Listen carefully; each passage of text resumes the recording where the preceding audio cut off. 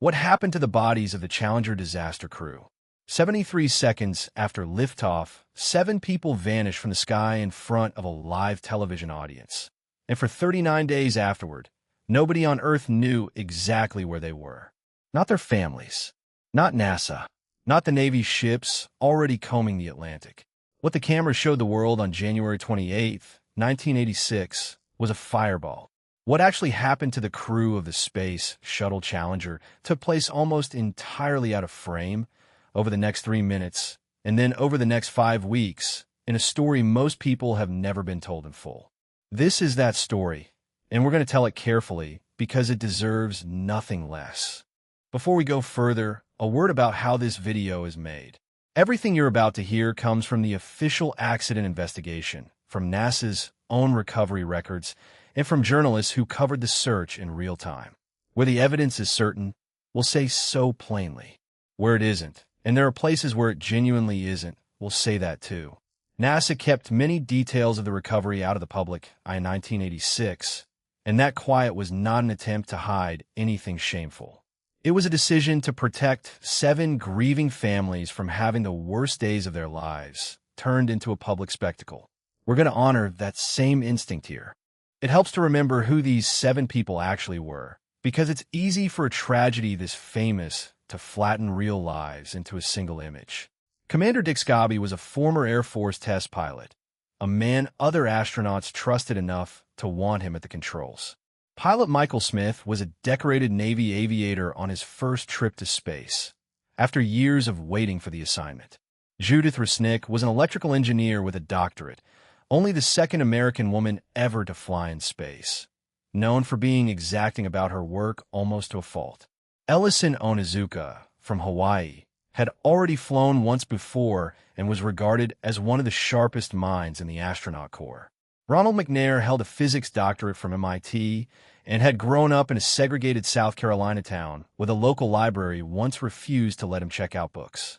Gregory Jarvis was a satellite engineer who had already been bumped from 2 earlier missions and was, at last, getting his flight. And Krista McAuliffe was a social studies teacher from Concord, New Hampshire, selected out of more than 11,000 applicants to become the first private citizen NASA ever sent into orbit.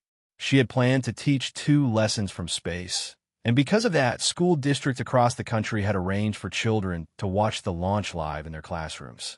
That single detail is a large part of why this disaster became so deeply lodged in the memory of an entire generation. Millions of the people watching that morning were kids watching for their teacher. The conditions that morning should have been reason enough to wait. Overnight temperatures in Florida had dropped into the mid-20s, and by dawn there were icicles hanging off the launch tower itself, something that had never happened before shuttle flight. Engineers at Morton Thiokol, the company that built the solid rocket boosters, had raised an alarm the night before, warning that the rubber O-ring seals in the booster joints had never been tested below 53 degrees and might not seal properly in the cold. That warning was overruled during a conference call in the hours before dawn. The launch had already slipped 6 times for weather and technical issues, and there was enormous pressure, much of it unspoken, to finally get the mission off the ground. At 11:38 that morning, Challenger lifted off anyway. For the first minute of flight, nothing appeared wrong. The vehicle rolled onto its proper trajectory, climbed, and picked up speed exactly as planned. Then, 73 seconds in, at roughly 48,000 feet, the right booster's damaged O-ring let a jet of superheated gas escape and burn into the massive external fuel tank strapped to the shuttle's belly. What the world saw next, that huge orange and white cloud blooming across the sky, was the fuel tank rupturing and its propellant igniting. It was not, as most people still believe, the crew compartment exploding. The orbiter itself was torn apart by aerodynamic force of fraction of a second later, as the vehicle, no longer flying straight, was ripped apart by air resistance at nearly the speed of sound. Wings, engines, and the cargo bay shattered into thousands of pieces. But the crew cabin, the reinforced module at the very front of the ship where all 7 astronauts sat, did not shatter with everything around it. Investigators later concluded it broke away from the rest of the orbiter largely in one piece. This is the part of the story that almost nobody knows, and it's worth sitting with for a moment because it changes the entire picture of what those final minutes actually were. The cabin didn't simply drop out of the sky the instant the fuel tank exploded.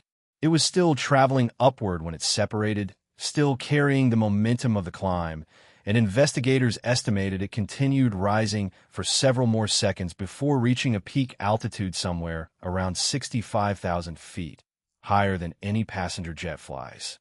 From there it began to fall, and the fall itself lasted an estimated 2 minutes and 45 seconds before the cabin struck the ocean. Nearly 3 minutes.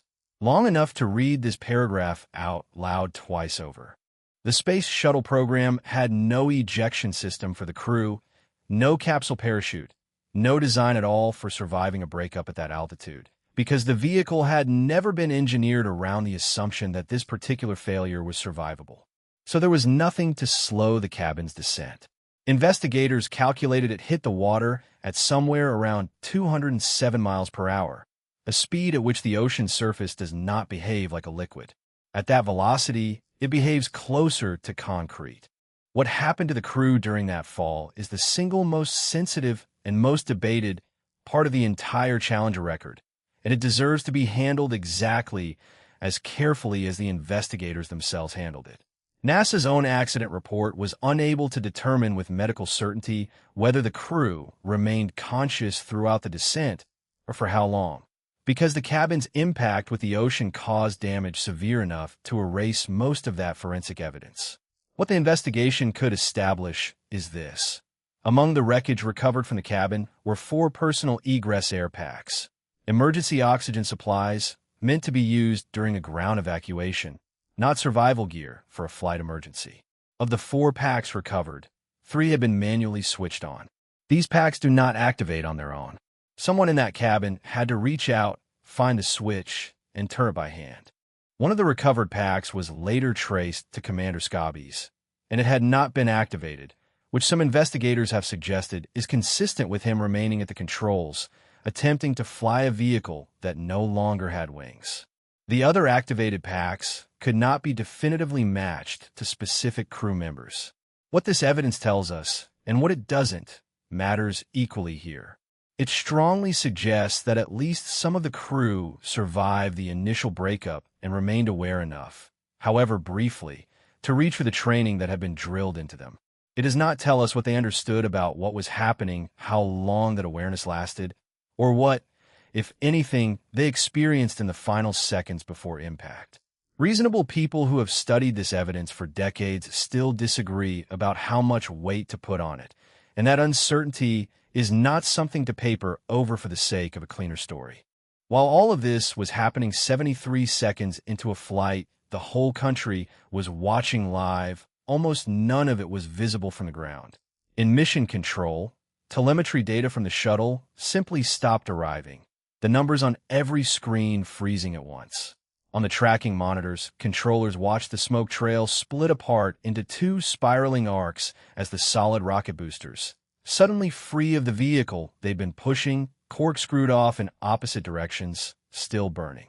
A flight controller's voice went out over the loop, trained to stay level even as the room around him understood what was happening. The vehicle had, in his words, obviously experienced a major malfunction. Out at the viewing site, many spectators who had never watched a launch before didn't immediately grasp what they were seeing, and some kept cheering for several seconds after the breakup, mistaking the diverging smoke trails for a normal separation event. The realization spread through the crowd gradually, face by face, as it became clear the countdown announcer had gone quiet and wasn't coming back with good news.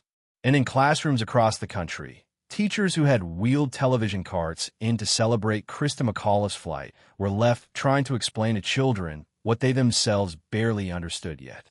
Within the hour, the operation offshore shifted from a search for survivors to something else entirely. Everyone involved understood, almost immediately, that the shuttle's design left no possibility that anyone aboard could have survived a breakup at that speed and altitude with no escape system. But protocol still required treating it as a rescue until it couldn't be. Coast Guard helicopters swept the surface. Navy vessels changed course toward the debris field. By the end of that first day, the word being used had shifted from rescue to recovery, a quieter word that carries no promise of a miracle, only a commitment not to leave anyone behind. What followed was one of the largest search operations NASA had ever coordinated, spread across roughly 420 square miles of ocean off the coast of Florida. Wreckage ranged from fragments no bigger than a coin to sections of the shuttle's structure the size of a small building, scattered by wind and current across the seafloor. Navy salvage ships, including the USS Preserver, dragged sonar arrays back and forth across the search grid, logging every solid return, and divers were sent down to physically inspect each promising contact in cold, often murky water. Of the roughly 580 sonar contacts mapped during the operation, only a fraction turn out to be shuttle debris at all, which gives some sense of how much of that work was patient, repetitive, and largely invisible to the public. Above all else, one target mattered more than any other: the crew cabin, the single largest intact section of the spacecraft, and the place where all 7 astronauts had been.